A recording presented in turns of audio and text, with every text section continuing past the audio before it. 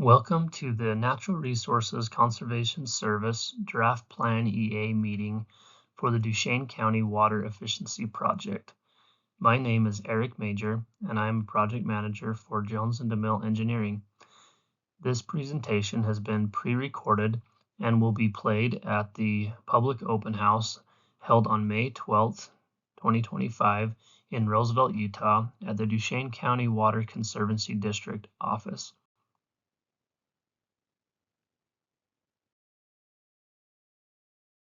Our presentation today will have the following outline. We'll first introduce the project team and then roll into sharing the Plan EA background and the purpose for this meeting. We'll have project overviews for each of the alternative sites and then discuss the environmental and economic impacts of the project. We'll discuss cost and schedule and then have an opportunity for questions and answers at the end.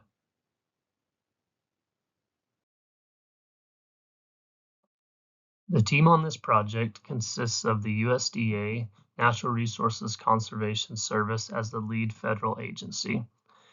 The project sponsor is the Duchesne County Water Conservancy District, and there are many stakeholders and irrigation companies that are joining them in this project.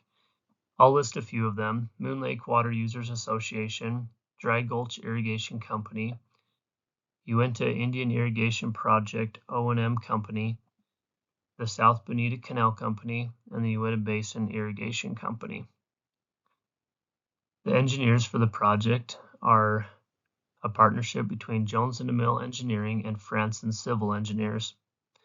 The NEPA and Plan EA preparation was done by Adaptive Environmental Planning, LLC. You'll hear from three of us today: myself, Eric Major from Jones & DeMille Engineering, Eric Franson from Franson Civil Engineers, and Bobby from Adaptive Environmental Planning. We appreciate her help in keeping all of us Erics in line. We'd also like to acknowledge the many sub-consultants and stakeholders who have participated in the early stages of this project and the resource surveys that were completed. We also would like to thank the landowners and irrigation shareholders who have provided feedback and allowed us to access their property as alternatives were evaluated through this planning process. We will jump right into the project with a project vicinity map. This project is located in the eastern portions of Duchesne County in northeastern Utah in the Uinta Basin. As you can see with the blue shaded area, this watershed encompasses several river systems. We had to be creative in naming the watershed and came up with the name Eastern Duchesne Watershed, which includes over 190,000 acres. As you can see with the labels, there are 7 sites shown here. It was also acknowledged that at the beginning of this planning stage, there were up to 14 different sites and alternatives that were evaluated. These 7 are the final preferred alternatives that we'll discuss later in the presentation.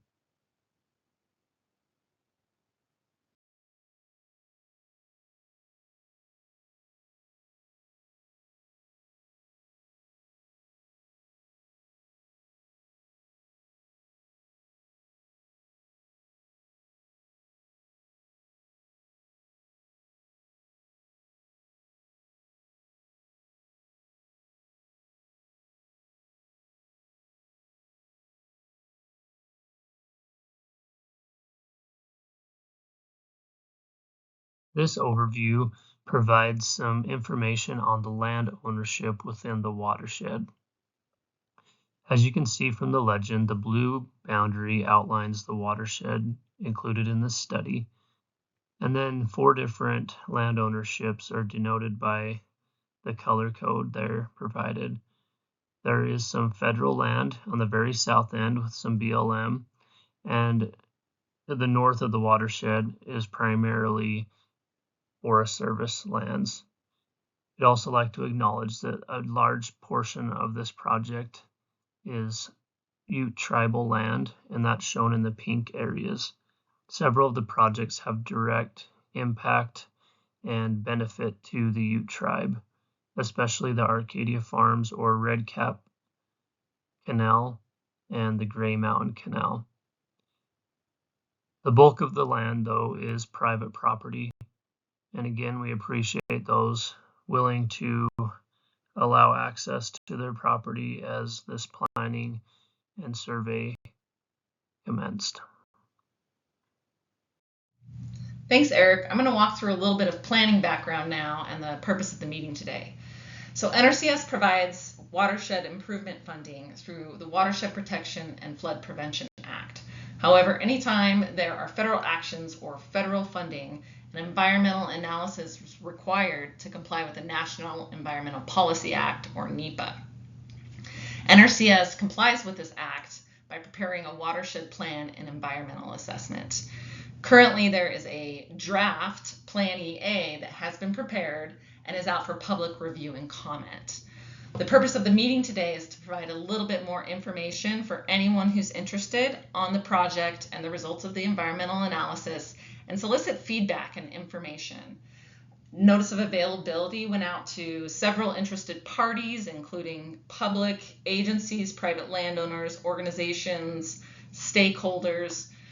Some of the agencies we've consulted with throughout the process are listed in the bottom, and those include the U.S. Fish and Wildlife Service, Bureau of Indian Affairs, Utah State Historic Preservation Office, tribes and tribal historic preservation offices, U.S. Army Corps of Engineers, and Advisory Council on Historic Preservation. There's been several consultations completed, including Section 7 and Section 106, as part of this NEPA compliance process. A purpose and needs statement is required for the Plan EA document and is the core component for the NEPA environmental analysis. It identifies why the project action is being undertaken and the objectives the project aims to achieve. For this project, the purpose is to provide agricultural water management improvements for irrigation water delivery efficiency and water conservation in the existing irrigation systems of the watershed. The need is to reduce water loss, improve system reliability and safety, expand the system to meet existing user water rights, provide pressurized irrigation capabilities, improve water quality, and reduce problematic and costly operations and maintenance issues in the current systems. This purpose and needs statement provides the starting point for developing alternatives. I'm going to turn time over now to Eric, who will discuss the alternatives analyzed in the Plan EA document. Thank you, Bobby. I'll talk now about the project alternatives. Alternative plans considered in this study and evaluated in this Plan EA include the no action alternative and the action alternative or preferred alternatives. The no action alternative consisted of keeping things as status quo, operating and maintaining existing systems as they are today. This has been a challenge and will continue to be a challenge for each of these alternatives. The preferred alternative includes 7 different sites. We will go into detail for each site, but in general, there are 2 sites, the Yellowstone Feeder Canal Site 1 and Site 7, the Gray Mountain Canal, that are canal lining projects maintaining an open channel. Sites 2 through 6 all include piping an existing canal and converting to a closed or pipe system. As I had stated earlier, there were other alternatives and projects evaluated during this study, and they were evaluated based on cost and environmental impacts, also the ability of the stakeholders to pay for the project, and also the overall budget of the total project.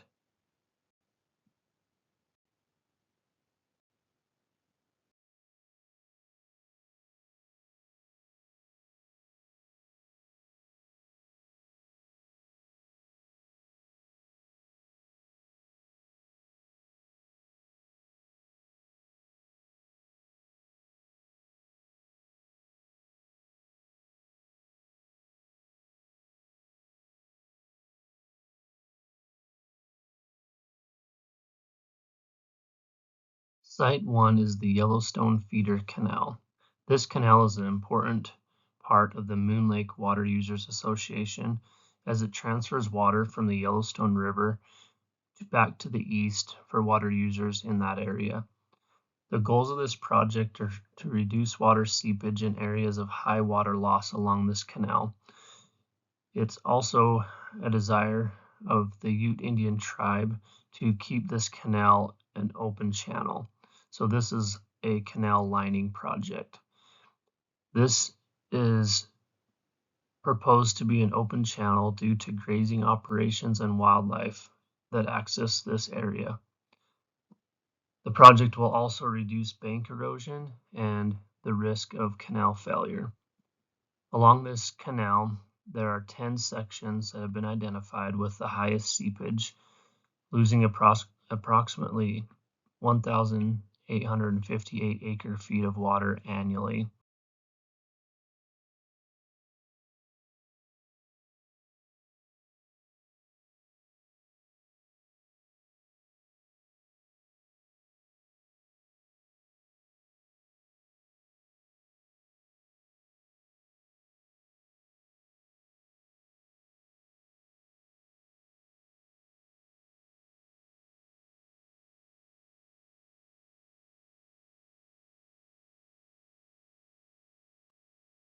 Moving to the map and preferred alternative of this project, the Yellowstone Feeder Canal will be lined with a concrete liner.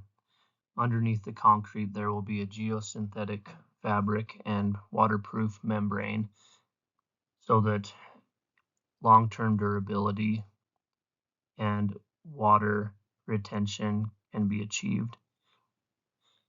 This project has already been proven to be successful on this canal, as approximately 1.5 miles has been lined with this system prior to this PL 566 project.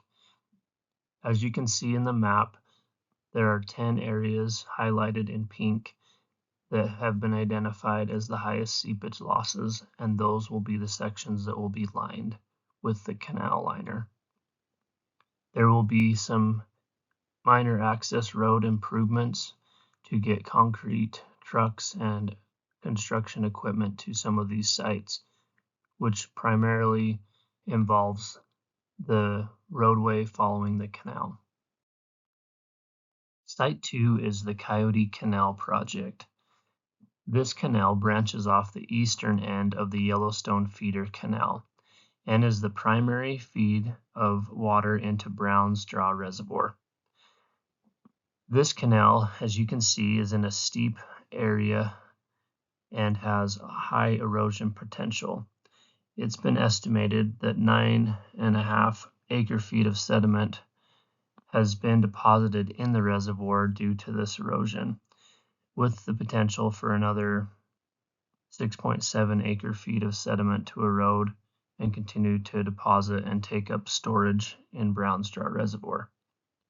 This canal also loses water due to seepage, approximately 591 acre-feet annually.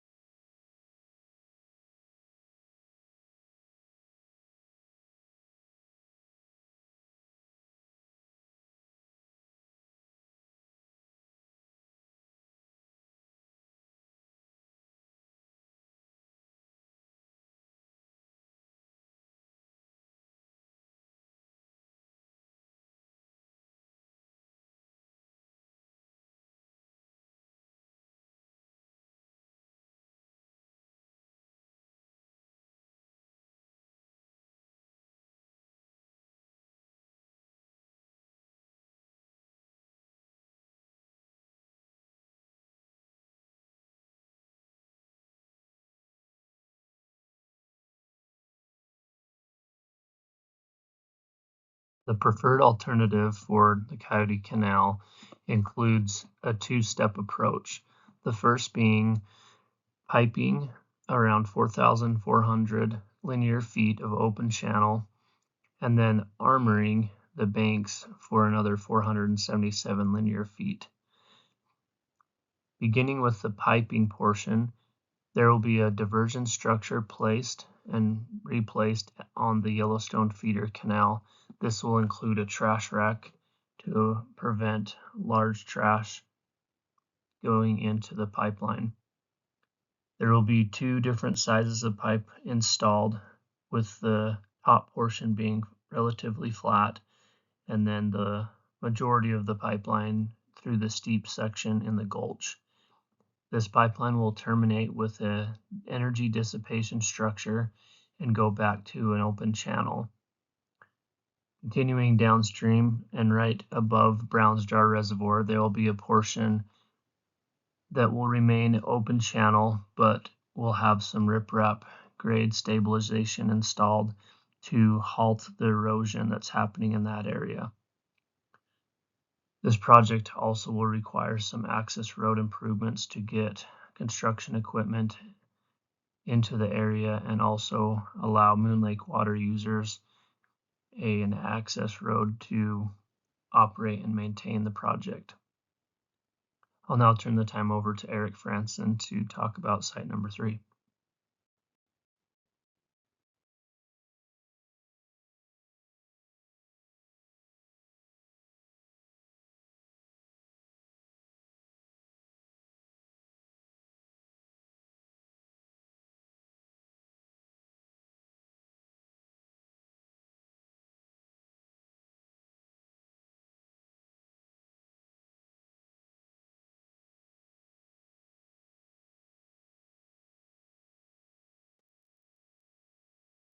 Thank you, Eric.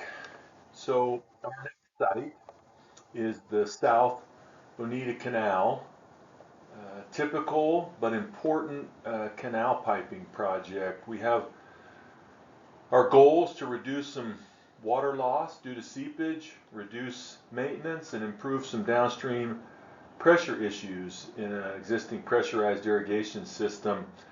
As you can see in the pictures, we have significant water loss. Close to 60% of the average flow is lost to seepage, or 812 acre feet annually.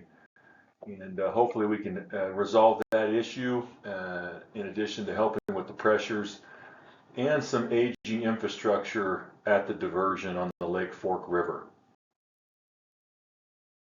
As you can see on this slide, the project or preferred alternative will start at the existing diversion structure.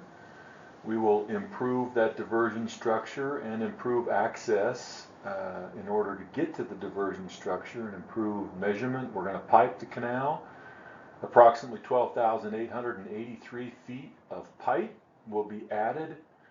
And toward the irrigation pond at the bottom, you can see we're going to add some valving to improve some efficiency and some operational capability to either directly inject the water into the irrigation system or use the existing irrigation pond in order to add some flexibility to the operation of the South Bonita Canal.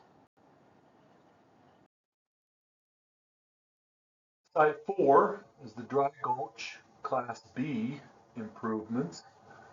Also a canal piping project. We have significant water loss along the F, I, and Bluebell laterals.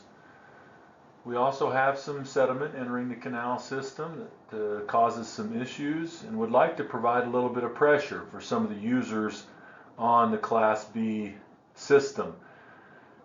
A significant loss, estimated to be a little over 20,000 acre feet of water annually lost to seepage and evaporation. Would like to take care of that in addition to helping with the sediment problem and the pressures mentioned earlier for some of the users on the Class B system.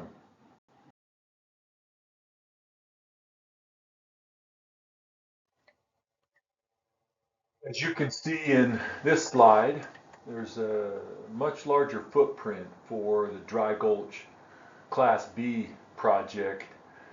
Nearly 15 miles of new pipe to be installed. It's 79,000 linear feet, different sections of pipe in order to account for all of the different users, the different shareholders, the different pressure classes, the different ponds.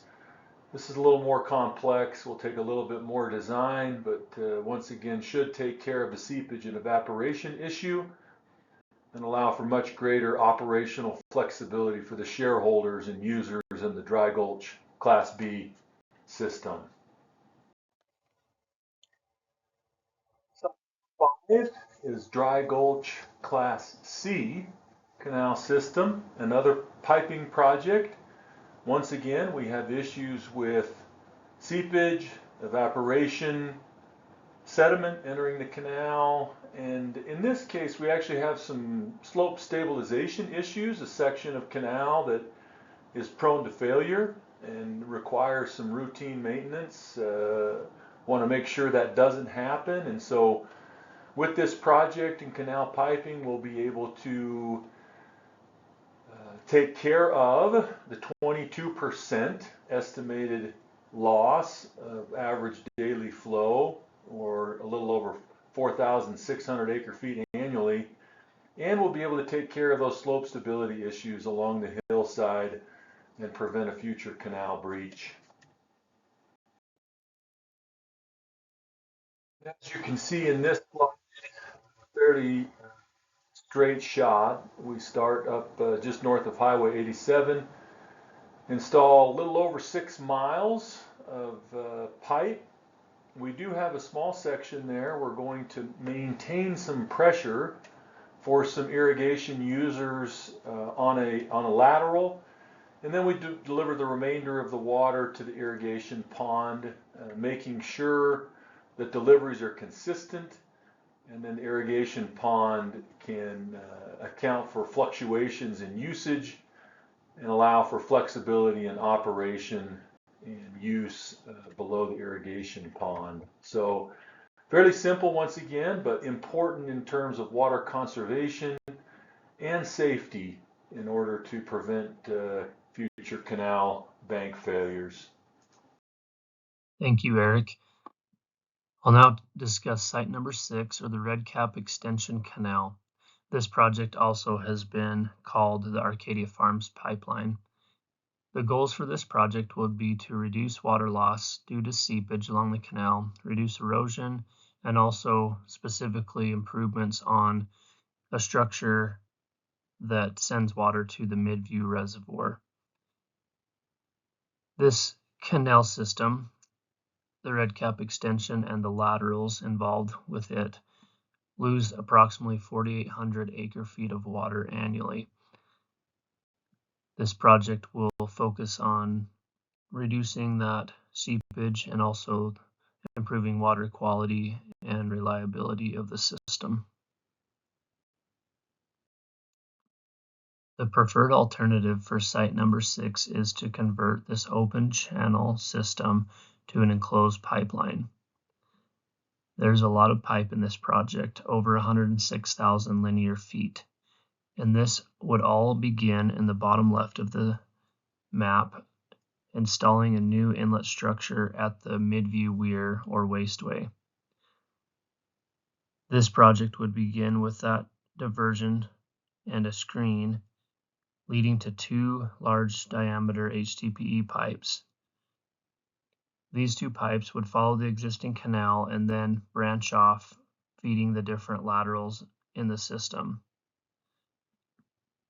There will be some access improvements as needed, but for the most part, these pipelines will follow existing ditches and laterals. This project is part of the Uinta Indian Irrigation Project O&M Company's system, and we will be working with the BIA and landowners and the Ute tribe to make these improvements.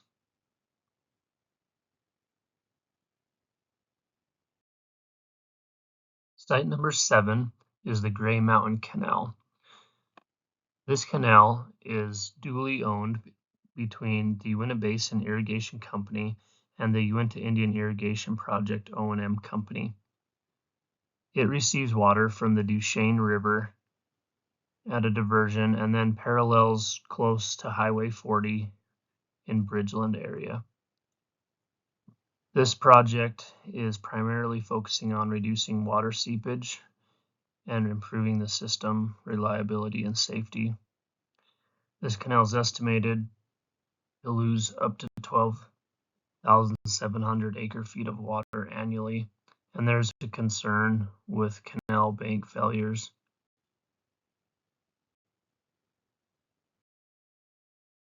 The preferred alternative for site number 7 is similar to the Yellowstone Feeder Canal or site number 1. There have been 3 sections identified along this portion of the Gray Mountain Canal that have high seepage losses. Between these 3 segments, it totals around 10,475 linear feet of canal that will be treated with a concrete liner over top of an impermeable and geosynthetic fabric. There will be some construction access improvements for construction equipment, and the project will primarily shape the existing canal in place and line those portions.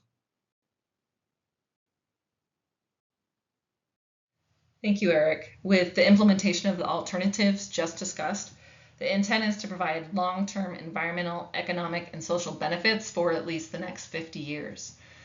We see that these benefits consist of reduced canal seepage and reduced costly O&M.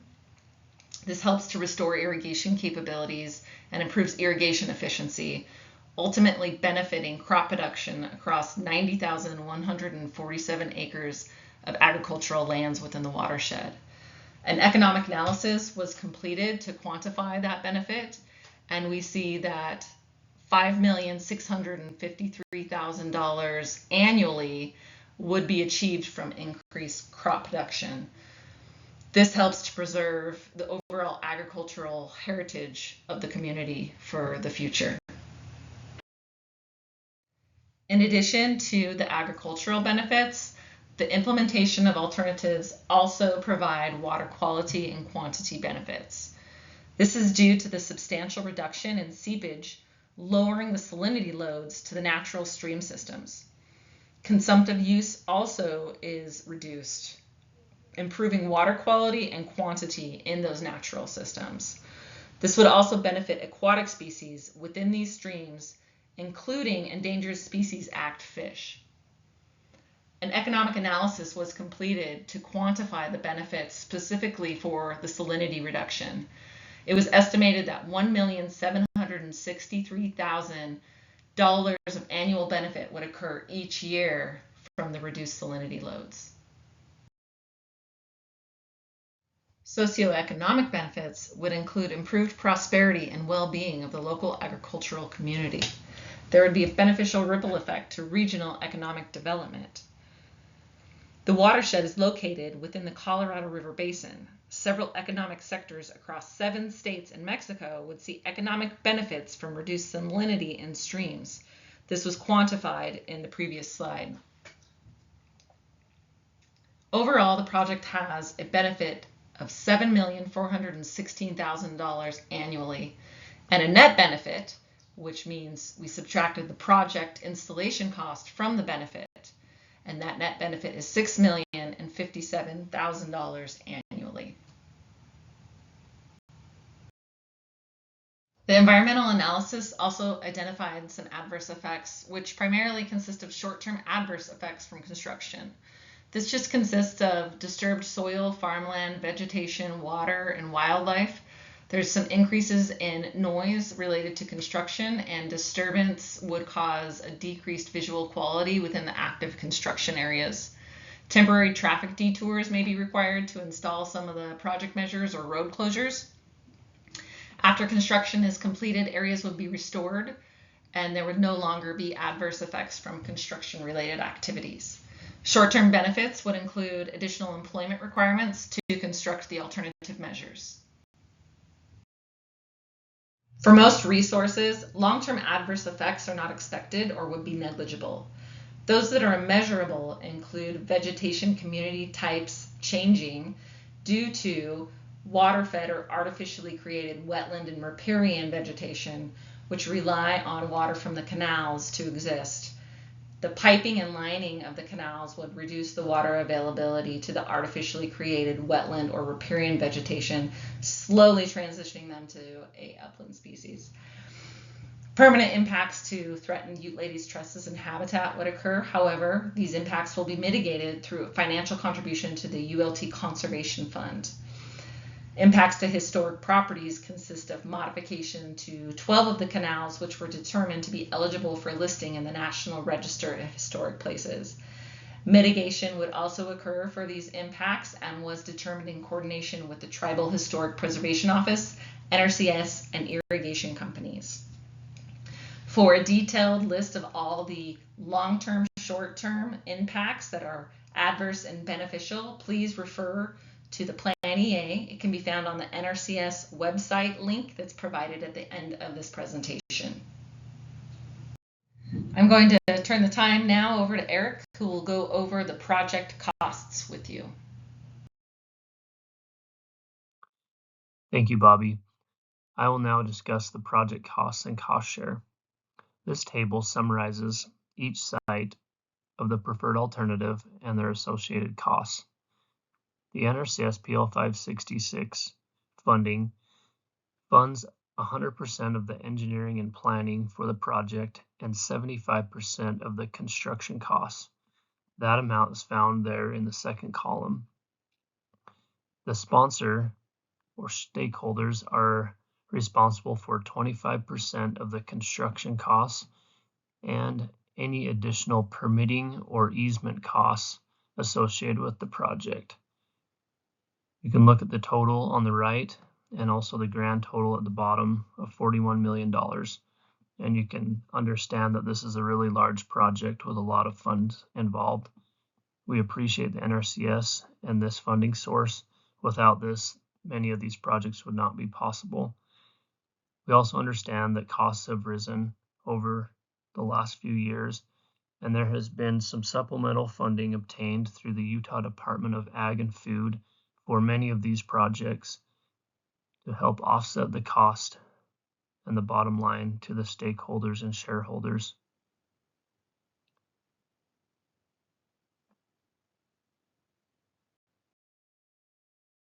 We encourage everyone to look into section 8.7 in the Plan EA on the specific economics of this project, and also the engineering technical memorandums in Appendix E to see the detailed cost breakdown for each of these alternatives.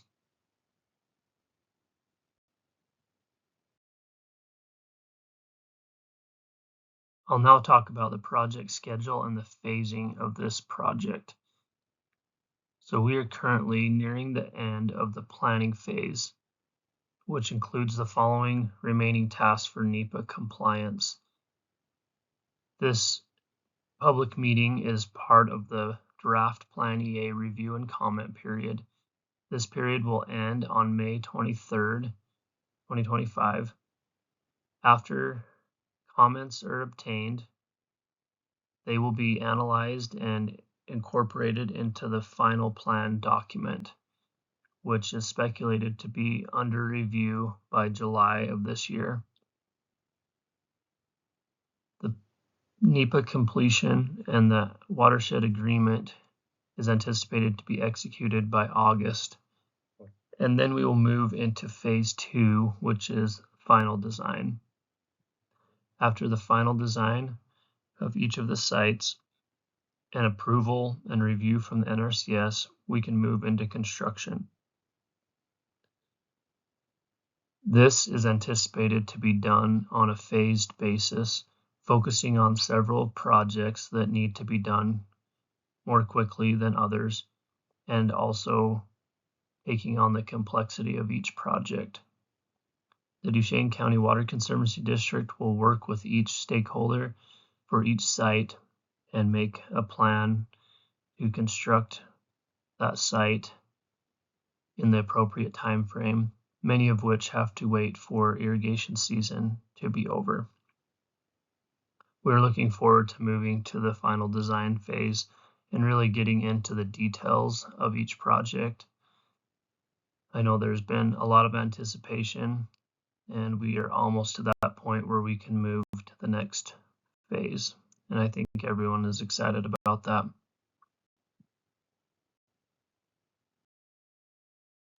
I'll now talk about how to obtain the project material and provide comments. The NRCS has a project website with the URL shown there at the top of the slide, and also as part of the distribution materials that were sent out. We're asking the public and stakeholders to provide written comments to the NRCS, either in the forms provided in our open house tonight or by sending a written comment by mail, phone, or email. Anders Fillerup has his contact info listed here and also on the materials provided. This comment period began in April 23rd and will go through May 23rd as long as there is not a time extension requested. We appreciate those who are attending tonight and also online or through Zoom. Your comments are appreciated, and we look forward to discussing and addressing those in this planning process.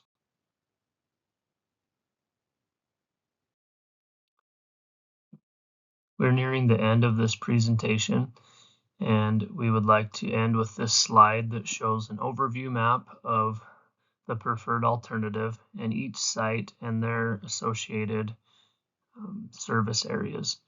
As you can see, it's a large project and covers a lot of Duchesne County.